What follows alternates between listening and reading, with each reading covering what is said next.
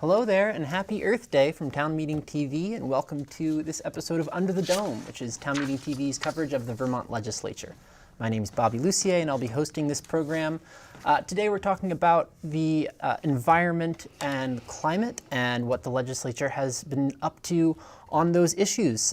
Fittingly, on April 22nd here on Earth Day, we're seeing what our legislature is up to with respect to our environment and natural resources. So we are joined today in this episode by Representative Gabrielle Stebbins on the House side, as well as Senator Irene Renner. Thank you both so much for joining us. Thanks for having us. Great. Thanks so much. So maybe I'll just give you both a chance to introduce yourselves, what committee you serve on, and how long you've been in the legislature, and anything else you'd like to share in your intro. And we'll start with you, Senator Renner. Irene Renner. I serve in the Senate Agriculture and Senate Institutions Committees. Institutions has to do with capital budget. Great. And Gabrielle Stebbins?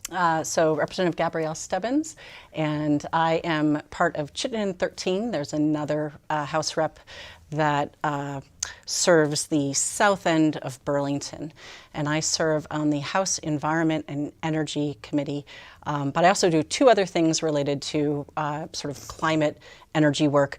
I'm co-chair of the Vermont Climate Solutions Caucus, which is the largest issues-based caucus. We have 90 plus members, and there are 180 representatives and senators in the building. And then I'm also co-chair of the Vermont Climate Workforce Coalition. So recognizing that in order for us to make much of the progress in the Global Warming Solutions Act, we're going to need workers. So I've been working on that side of things as well. Great. Well, again, thank you both so much for joining us. So Vermont works on a 2-year schedule, right, for the legislature, and this is the second year. So I wanted to start by just sort of asking what was accomplished, what was passed, what wasn't passed, sort of a recap of the first year of the biennium before we get into what you all are working on now. So just giving you both a quick chance to talk about what was worked on last year related to the environment and climate. Maybe we'll start with you, Representative Stebbins, there. Sure. Last year was the last year that we officially had federal dollars coming towards us as a result of COVID. And so a lot of the work that we did was setting aside millions of dollars for either clean water or for brownfields testing or for PCB remediation. So there's the whole part of the work that we did related to the budget.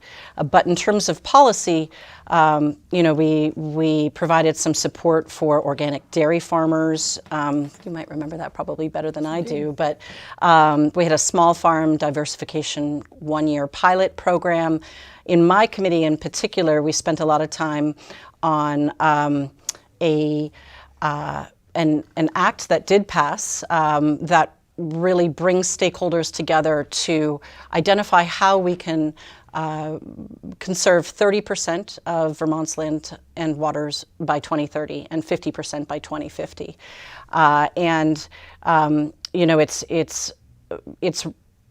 It's an interesting discussion to have because so much of Vermont is privately owned. So this cannot be, from high up Montpelier coming down. This has to be, okay, if you own all of this land, where are you going with that? How do you imagine, that land either going down, being passed to your offspring or whatnot, and how might the state support you in conserving that in ways that could make sense for you and your family as well as the state. So that was a big one. It's currently in a lot of stakeholder discussions, conversations. We did also pass a household hazardous waste bill, which no one will really notice because it's really about making sure that individual Vermonters don't pay for it, and that rather the folks who are paying for it for our solid waste districts to take in these products, that it's the manufacturers who are paying for it upstream. But presumably you shouldn't see that too much. And then, of course, the Affordable Heat Act, which is currently going through lots of discussions and stakeholder committees, and comes back before the legislature next year. Okay, so that was passed last year by the legislature, and then that survived a veto? Is that It true? did. Okay. Yeah. And then it comes back to the legislature for what? So typically, and feel free to jump in if you want, but typically, the way the legislature is structured is that we would set up the policy and then we would pass it to whatever regulatory body has, the economists, the engineers, the experts of that field to develop the regulations. And in this particular case, because it is a unique policy in terms of how it's being applied, the legislature said, okay, so we're going to pass this bill. But then it's going to go over to the Public Utility Commission, and you're going to define all the regulations, and then you're going to bring the regulations back to the legislature to review, maybe make changes, pass, not pass. We'll see. But that's for next year's legislature. Oh, and the other thing that I didn't mention is every year we have a very large transportation bill, which has many, many components to it related to programs to help lower income, moderate income Vermonters be able to spend less money on driving around, programs related to bike and pedestrian safety, that sort of thing. So, Okay. I would mention that we started off last year with a PFAS bill about textiles and artificial turf. And I think that made its way to the House. I don't know the current status of it, but I think it's still in play. So I think that's environmentally important. We're finding PFAS everywhere, drinking water, soils, and we're not all as sure of the effects as we should be, given how prevalent it is in the environment. So it's coming back to you. We I just hope so. voted it through Good, the thank you. House, I think Great. last week or maybe 2 weeks ago. okay, super. Yeah. That's great news. You'll be seeing it again. Yeah, we were told the end of the session is May 10th, so things really are wrapping up quickly. Yeah. Another bill that we passed last year was S100, the home bill, and to me that was a real environmental bill at its core because we had to figure out where are we going to put all these extra houses for people who want to live here, but we don't have enough housing right now. And so I think we found out once the floods came that we couldn't just build in downtowns because a lot of those downtowns flooded, and now I believe there are bills working to sort of modify those specifications in S100. Okay. So last year, the legislature wrapped up, and then that summer there were tremendous floods across the state that the legislature has since responded to. So maybe we'll start there in terms of this year's work in the legislature. What's the status of our state's flood recovery, and what has the legislature done this session to support recovery from those floods? You want to start? Sure. So on the Institutions Committee, we talk about the buildings that the state owns because there are approximately 240 of them. And we were not allowed by FEMA to fix any of them permanently, so we have a lot of temporary electrical and heating and air conditioning units in them, which I don't know how cost effective that is, but that's what FEMA requires. Very recently, we got word that FEMA is going to reimburse $22 million of the $26 million that we spent basically drying out those 17 buildings that were flooded. So as you can see, it's a long recovery process and an expensive one. But changes have to happen. And eventually, if I remain on institutions, I'll have a front row seat to seeing, are we going to mothball some of those buildings going forward? Are we going to move up all the electrical and other facilities, all the controls to an upper floor? Prime real estate, but you can't put it in the basement anymore knowing these floods are going to come on a regular basis. We can elevate buildings, if I didn't say that already. It's just a question of what do we do to make sure that next time we aren't hit with such huge costs and immobilized for months as we have been. Yeah. Well, so the floods were in July, and then the FEMA funding just came through recently. The reimburse $22 million. us, Is that normal for it to take that long? I believe it is. Oh wow. Oh, definitely. Yeah. Yep. Okay. That's a bummer. It is. Anything to add, Representative Stebbins, on flood recovery work? Yeah, I mean, so one of the things that both bodies worked on was the Budget Adjustment Act. So just like any business, you have your budget and then you recheck where you're at 6 months in and make appropriate adjustments.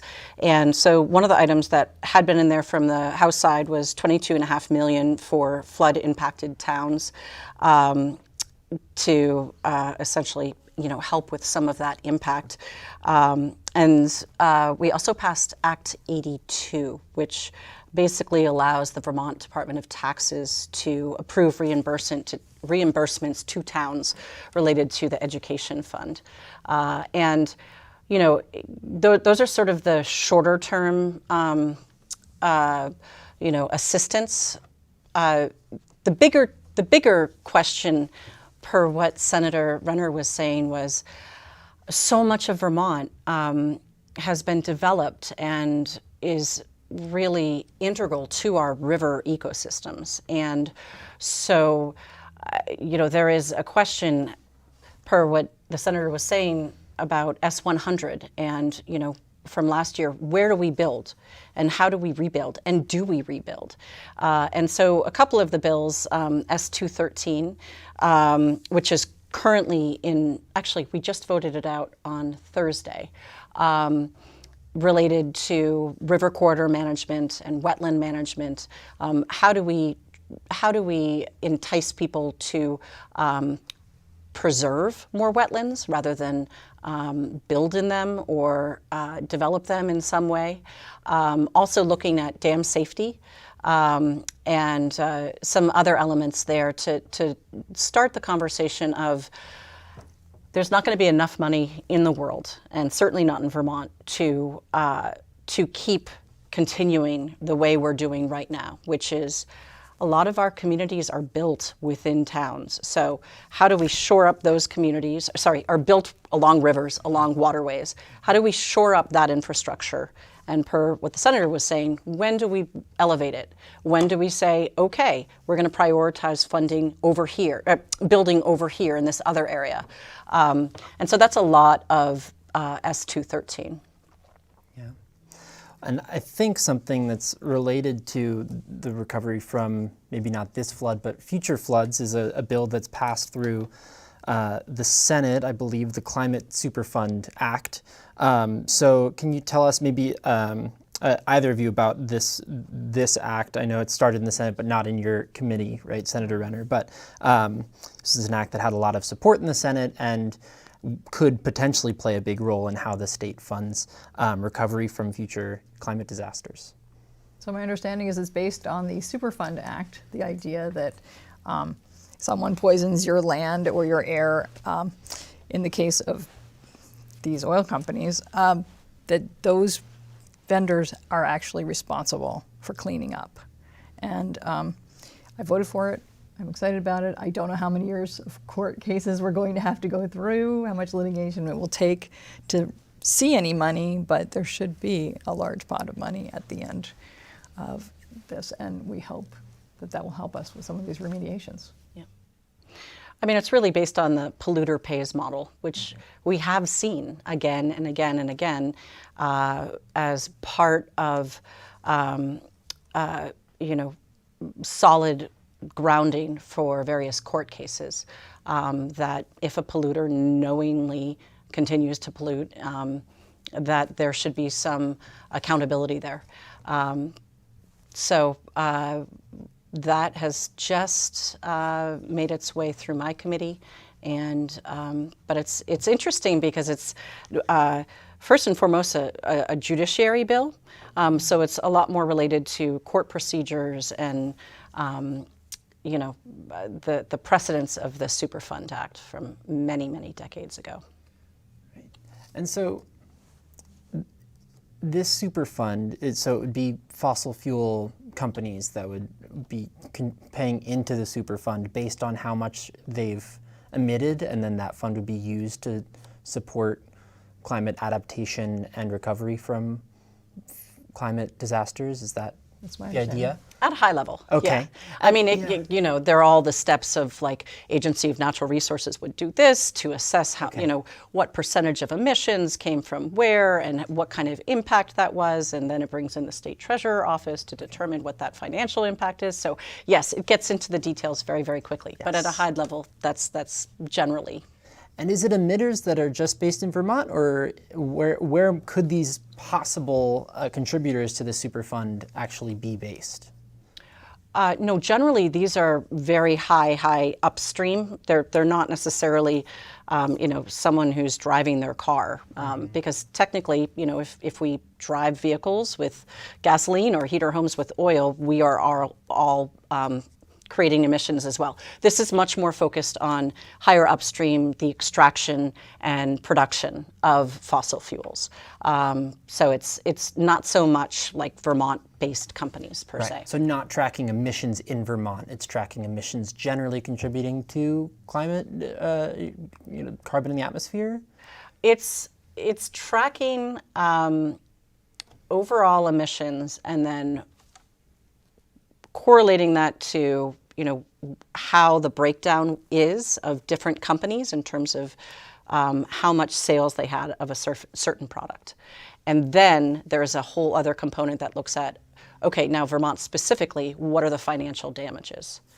So sort of making a connection between, like, if company A had, was responsible for 25% of emissions, then out of X million damage in Vermont, 25% of that might go to company A for responsibility. Does that make sense? I think so. Starting to wrap my head around it, right? But it is focused on these larger companies. I mean, is it, if there's a company in Vermont that's emitting at a very small level, are they going to have to pay into this fund, or is it really focused on the Exxon, the BP, No, it's really focused on very high up extraction, production companies. I don't know of too many extraction companies here in Vermont. No, it's much more, the global large companies. Okay. And then does that fund support decarbonization work, or does it just support cleaning up and adapting to, the next flood, the next heat wave?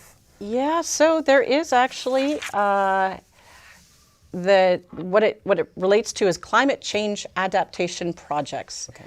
And it means a project designed to respond to, avoid, moderate, repair, or adapt to negative impacts caused by climate change, and to assist human and natural communities, households, and businesses in preparing for future climate change-driven disruptions. And there's a whole list of eligible projects that could receive support. But yes, generally it's climate adaptation. Right.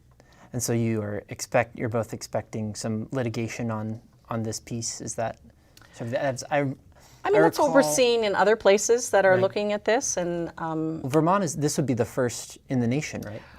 In the nation, but if you're looking at like other countries and what we're seeing from some of the media reports, it would not be surprising. Right. Okay. So that's the Climate Superfund Act, and so that passed pretty with a lot of support in the Senate, I recall, right? Yeah. Yeah. And do you expect a similar level of support in the House? Do you know has the governor weighed in on this bill? Do you expect a veto coming here? I don't know. The vote out of our committee was 9-2. So it was, we had 9 Democrats, independents, progressives support, and the 2 Republicans did not. So we'll have to see. We'll have to see how the conversation meanders through the 150 representatives in terms of, where they land with their views on the policy. Okay, so that's the Climate Superfund Act. Let's move on now to a pesticide bill that's gotten a lot of attention this session, and it's focused on neonicotinoids. Did I say that right?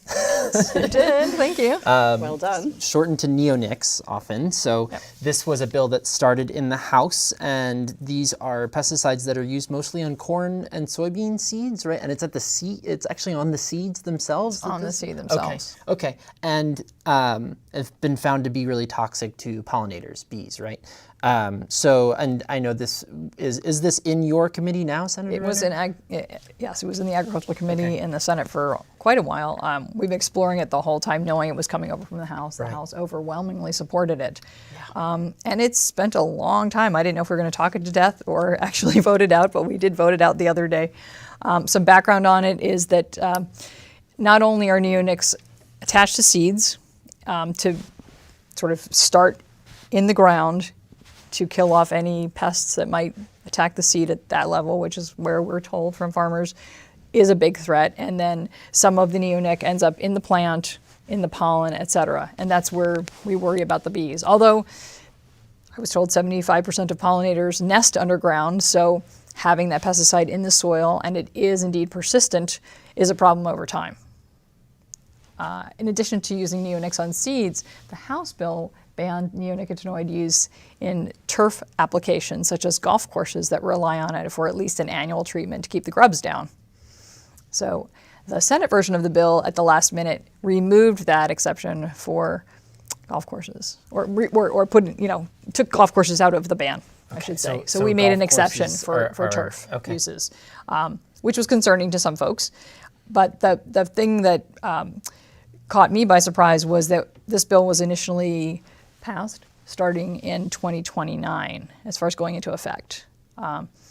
As the bill left our committee, the date was changed to 2031, which is 7 years away. And that's concerning to me because what we heard from beekeepers is they are losing between 30 and 85% of their hives each year. So I'm concerned we're not going to have any bees left if we have such a big buffer between when we pass this and when it actually goes into effect. And what we heard from seed companies was that we can expect a 2-year turnaround. If they need to provide seeds to us that don't have a coating, they could do that within 2 years. So I understand that there were folks who wanted to see how New York's new ban, which goes into effect in 2029, works before ours goes into effect, but I think that we could have done that later on. We could have had ours,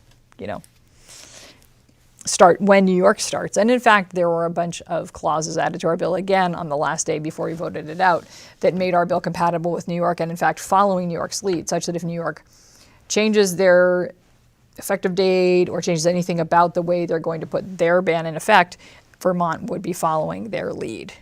So I like Vermont to lead on some of these things, but it sounds like we're going to be following New York at least. And again, I worry about the pollinators. People are saying neonics are today's DDT, and some of those watchers who were alive in 1972 will remember when DDT was banned.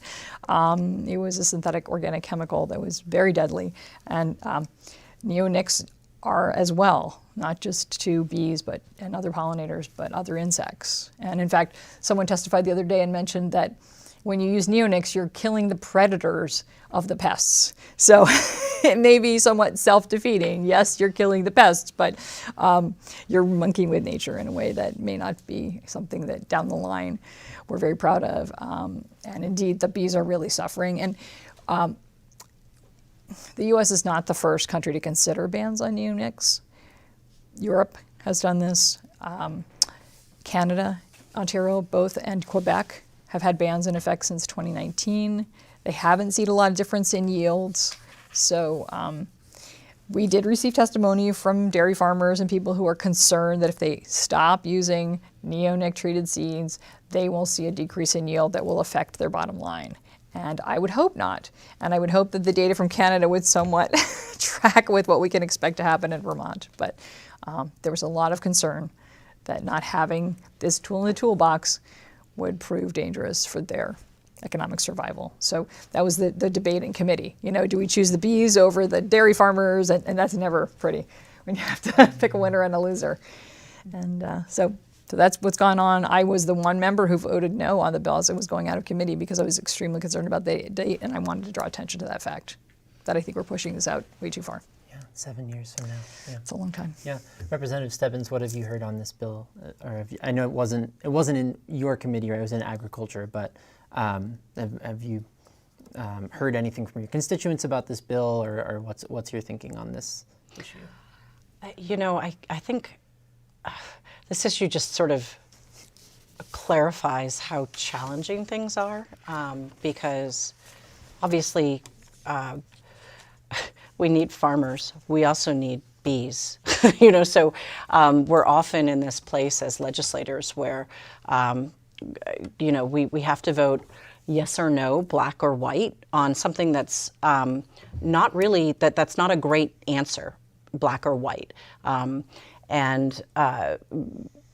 Frankly, it's why I think we're seeing more and more effort by legislators to have caucuses and to have, discussions outside of the building with stakeholders to figure out how do we move the needle more quickly to support dairy farmers and bees, because ultimately we have to vote yes or no, and yet, it's really kind of a moot conversation if we're having to choose between farmers or bees. Like, that is not a sustainable choice to move forward on. So for me, it's more of a really good example of how challenging this can be. I'll also say, though, after a bill has left the House and gone to the Senate and then come back to the House, or vice versa, Senate to House to Senate, maybe we'll see this go to conference committee, and maybe we'll see them, push on the date. We'll see. The House is not, at least my committee, hasn't been following exactly what just happened in the Senate on this. Did you guys just vote it out? Just did. Okay. Thursday. And all these changes were announced on Thursday. And it was not even on the agenda that there was a planned vote, to my knowledge. So it kind of happened quickly. Got it. So probably more discussion will occur, I would hope so. is my guess. Okay, and so that's been a big one this session. Lots of activism, as you may know, right? Yeah, there's been a Yeah. lot of activity in the costumes State and House. Yeah, absolutely. demonstrations. Bees are beautiful and charismatic creatures, so they have a big fan club. Well, and then they, also pollinate all of our food. and exactly. There is that. Yes. Yeah. I could tell you that we had one, Dr. Samantha Alger said that there was a service value of global bee population somewhere north of $273 billion is the service that bees provide to us. Right. So yeah, and they're unreplaceable. So, and what I should also add is that we are looking at colony collapse mostly among people who are managing bees, the beekeepers, but there are wild bees out there, and we don't have as good a read. There were some statistics provided, but not as good a read of how they're being affected by neonics, and that's concerning to me as well. Did either of you hear from any farmers that were in support of this bill, or sort of identified any alternatives to alternative treatments or ways to protect their yield, or was it a pretty grim outlook from farmers across the board on this bill? Well, integrated pest management is one way to reduce the amount of pesticides that are being used. And so orchards have worked really hard to do that because they're among the users of neonics. And under this bill, they would still be able to use neonicotinoid sprays, but not when the trees are in bloom. So there are restrictions on their use of them, but they are still exempted because we don't have a good alternative. They don't have a good alternative right now to keeping their fruit looking the way consumers want it to look. And so there's plenty of neonics to still go around, even if this bill takes place. It's just we're trying to rein it in and experiment with, can we use other things, and can we at least start with the seeds that are, leaving so much poison in the soil, but also some of the coating flakes off as the mechanized planting happens in the fields. And so it's been proven that this neonic powder and the talc and other things that are holding into the seed come off in the process, get in the air, and end up on other people's crops and other people's flowers. So it's not all going into the soil, which is also problematic. You said integrated pest management. What does that mean? Yeah, that's examining and using pesticides really carefully you probably know this better than I do, in conjunction with like weather forecasts. And you don't treat a pest till you actually see the pest. You don't just go in and start spraying like, seems like it's time for us to spray for such and such, is my impression. I haven't done integrated pest management as a farmer, but maybe you have. No. In fact, I am not. I have my garden, but I probably would not survive if I had to eat my own food only. But to your question about, did we hear from farmers in support? Many. many, many farmers in support. And Representative Rice, who presented this bill on the House floor, even provided some quotes of different farmers who said this is just so critical, and without a doubt, we need to move forward with this. Besides my writ large comment about black and white and having to make a black and white vote on something that's often gray, I think the hardest challenge is that a lot of the bills that come to us are, they ask for short-term challenges amongst various Vermonters, whomever it may be. In this case, it's dairy farmers, for a long-term benefit. And I think that's the challenge, where we know that we need to do something. We do not have a sustainable community of people and animals if we don't have bees, and yet the short-term impact is felt so acutely that there is a request to push off, addressing that short-term impact, even though we know that it's just going to get worse as we move down. And I think that's a huge lesson for Earth Day. We've known since, going back to the Superfund Act, some of the testimony we heard was that the first time a scientist went before, I think, the American Petroleum Association was in 1955, saying, hey, the burning of fossil fuels has this impact, in 1955. And it was really Hansen and in the 80s that I think it started to get a lot more traction. And then the 90s with the Intergovernmental Panel on Climate Change.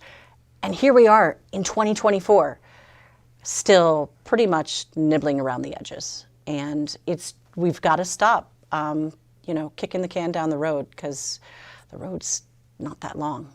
It's like we're just kicking it around, and it's just going to make things harder and harder and harder. We're speaking with Representative Gabrielle Stebbins and Senator Irene Renner on Earth Day today about the work of the legislature on climate and the environment and energy. Reminder that you can call in if you're just getting off work and ask your representative, your legislators, about what they're up to and what we're talking about. 802-862-3966 is the number. We'll be here for another little less than 30 minutes or so.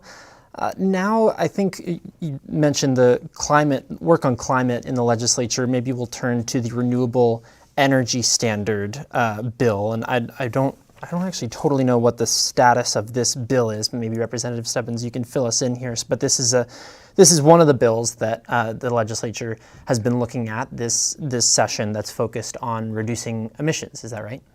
Yeah, and I guess the other sort of interesting thing to think about in the world of climate change is, I would say, up until maybe just 10 years ago, or maybe even just 5 years ago, the real focus was on reducing emissions. And now we know, with the floods of July and August, and Irene, not you, Irene, sorry, and smoke from Canada wildfires, and droughts and hailstorms in May that decimated a lot of apple trees down south last year. We know that it's not just reducing emissions, it's also adaptation. So, the Renewable Energy Standard is very much focused on the reducing of emissions side. 2015 was when Vermont passed our first Renewable Energy Standard, and it set a goal that was not 100% renewable energy standard by 2030, 2032. So this bill was really the product of a working group of all of the various utilities of Vermont. For folks who don't know, we have our largest electric utility is Green Mountain Power, and it serves 70-80% of Vermonters. We then have a couple of cooperatives, Vermont Electric and Washington Electric Cooperative, and then we have some municipal utilities like Burlington Electric, which I chaired that commission for a number of years. And then we have many other utilities that like Stowe Electric, but many others that sort of work together when it comes to legislation and regulation under a group called VPSA, Vermont Public Power Supply Authority, I think, but VPPSA. And anyway, a lot of these utilities, unlike other states, we are still not a choice, a retail choice state. If you live in a certain place, you will be provided your electricity by whomever provides that territory. In other states, there was this whole process of deregulation over the last couple of decades so that no matter where you lived, you could choose to get your electricity from a different provider. And what this means is because our electric utilities have a monopoly both on the infrastructure as well as serving their customers, they are regulated by the Public Utility Commission. And I mention that because what that means is every 3 years, each one of these utilities has to put forth an integrated resource plan. They basically have to step back and say, every 3 years, they say, okay, looking forward in the next 20 years, how much electricity do we think we're going to need for our customers' needs? Where we think we're going to get it? What are the risks? If customers have, a very high need or a low need or a business as usual need, how are we going to prepare for all of that? And I mention this because a lot of our utilities are already locked in to various energy contracts. And so going back to the RES, House Bill 289, the reason why it was important to have the utilities actually come together this past or last summer and fall was to have them identify within Green Mountain Power or within Burlington Electric or within Vermont Electric Cooperative, how much power did they see their customers needing as they transition towards greater renewables? And how does that relate to the current contracts they have or the current power plants that they might own? And so H289 is really uniquely tailored to where exactly each of those utilities is currently, so that making that transition to 100% renewables in 2030 or 2032 or 2035 is affordable and doable for Vermonters. If it had been a one-size-fit-all for the state of Vermont, I don't think it would have worked in terms of affordability. But because each utility could come to, that discussion of where are we at now, what have we planned for, how best could we get to 100% renewable and in what time frame, that's how they ended up getting to a place where each of those utilities will be able to go before their regulator every 3 years and say, here's where we're going, and we can prudently say we can make these additional investments in renewables. Okay. Where are we at now, across the state in terms of what percentage of electricity is being sourced renewably? I should have my chart. I can't tell you offhand. First of all, it depends on the utility. Okay. We have Burlington Electric that is 100% renewably sourced.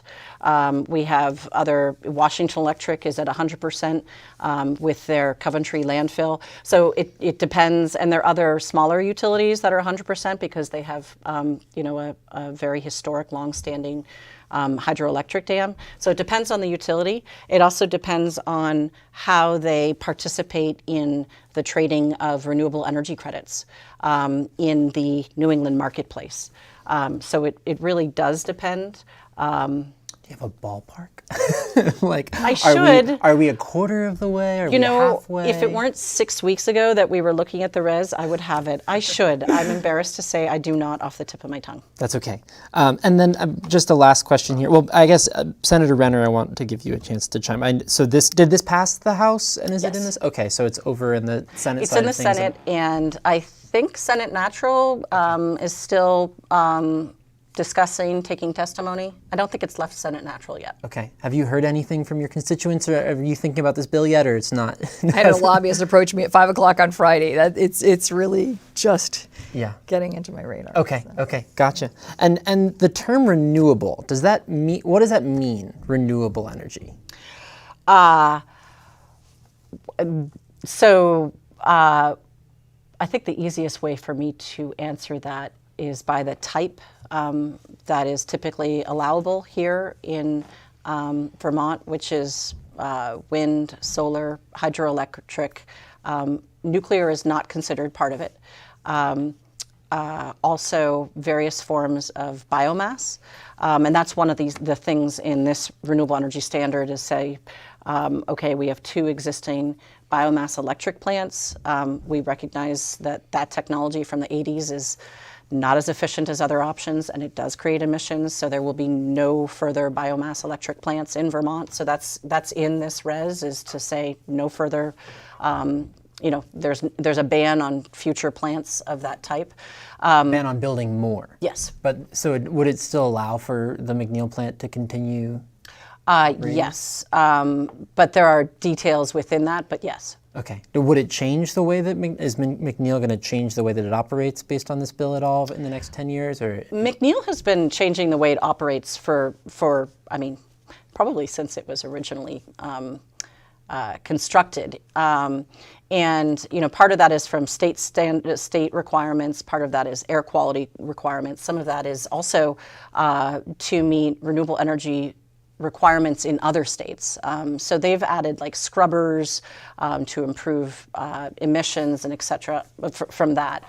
You asked me, so the reason why I didn't quite answer your question on how is renewable defined, it sort of depends on where you look in statute, but typically it relates to the harvest rate, that basically something can regenerate more quickly than it's being harvested, something along those lines. But the actual definition is a little bit tricky. Yeah. In Burlington, right, there is this conversation about McNeil and whether it's actually renewable. I mean, what are you hearing from your constituents about that, and how are you thinking about biomass as playing a role in, will we be able to successfully reach a sort of statewide net zero or 100% renewable? Will we be able to get where we need to be emissions-wise with the continued operation of the McNeil plant? Yeah, well, that's the definition. I mean, you used it, of net zero, right? Mm-hmm.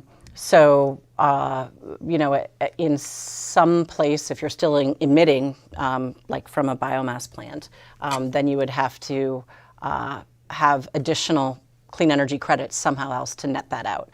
I look at the use of McNeil from a lens of but for, like, what else would we be doing? And, I have some constituents who really deeply disagree and are very troubled with the fact that I personally feel that closing down McNeil tomorrow or next year so that we end up just buying spot market energy from the region's natural gas supply, which is fracked elsewhere, I don't know how that gets us farther. Because really right now, unless we start saying yes to larger scale wind, or unless we, if it's offshore or nearby, we've got to start saying yes if we want to keep using electricity. And so I ask my constituents, will you say yes to all of these other options, at the same level that you're saying no to McNeil? Because yes, it's not as efficient as other options, and yes, it emits. But if you shut that down, we're just buying fracked gas from the spot market in the region. And that to me is that's not necessarily a win. Do you think that we should be on a path to eventually, should it be a goal for McNeil in 10 years, 20 years, 30 years to not exist? Or do you think do you see it as always being a part of the energy mix here? I don't know. I think it really depends on, like, writ large, where we go with our other energy policies. Like, how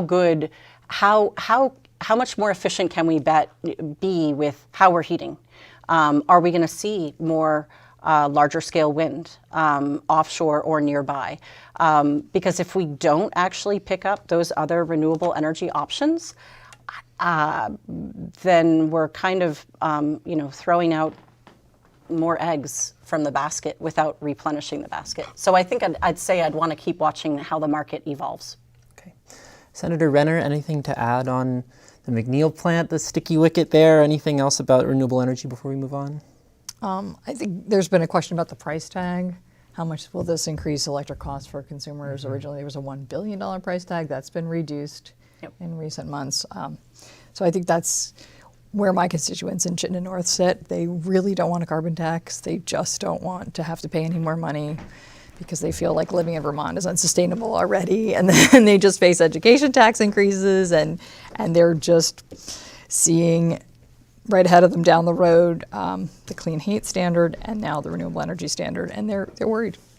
Yeah, you know, the 1 billion price tag was exactly what I was talking about before, which was a one-size-fits-all for the state of Vermont. So remember, I made that whole long, why it was so important to have like the 18 some odd utilities that make up Vermont come up with what makes sense for them.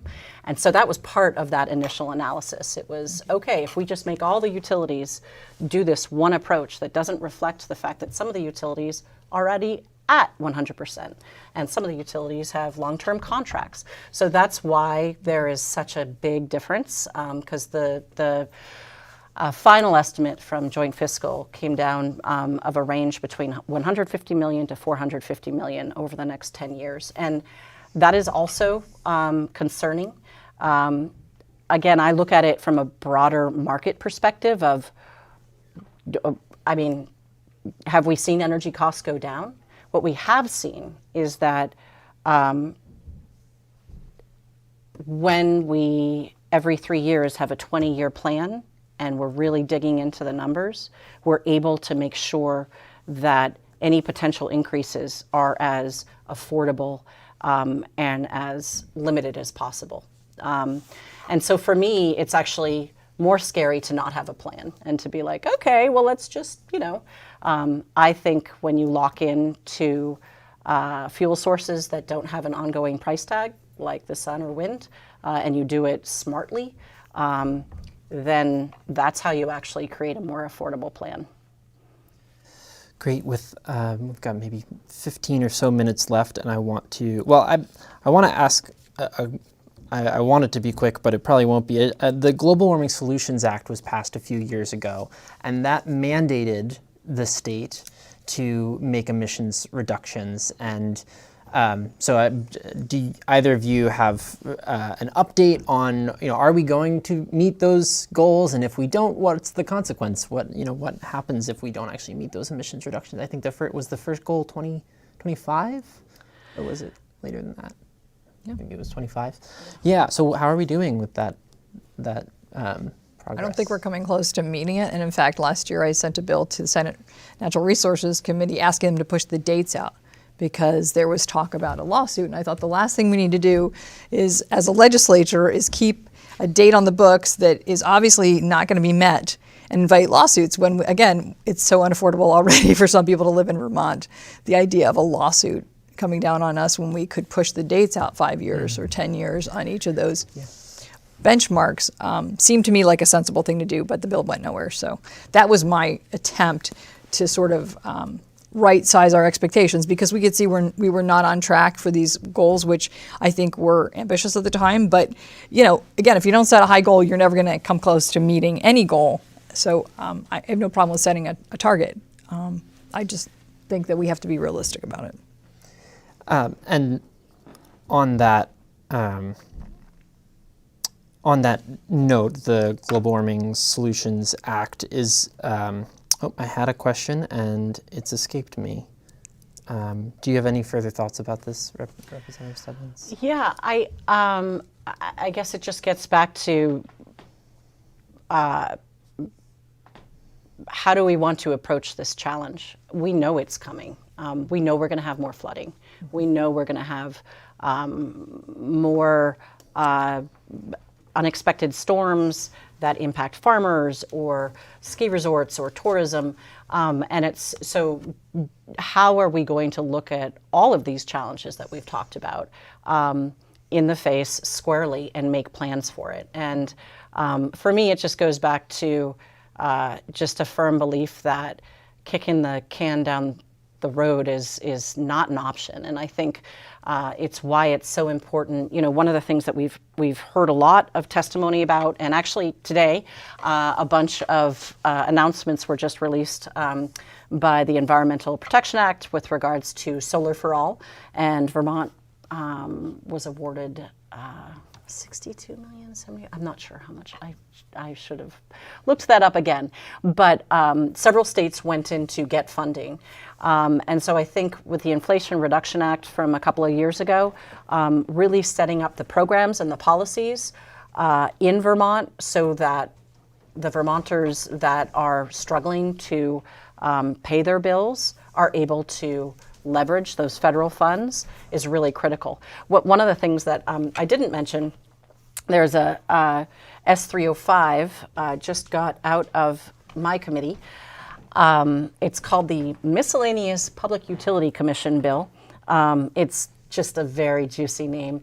But in it, we do have language that asks the Public Utility Commission to bring stakeholders together, kind of like we did with the Renewable Energy Standard, to do a big picture look at total energy costs and how do we make sure that we're keeping them as stable as possible.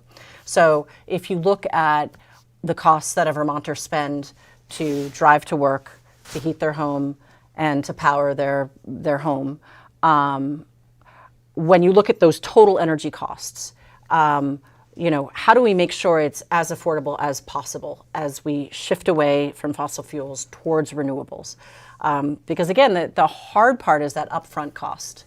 But once you have, made that shift towards electrification, the costs are typically, much more stable than what you see over the last 2, 5, 10 years in terms of, at least for me, like heating with oil. Right.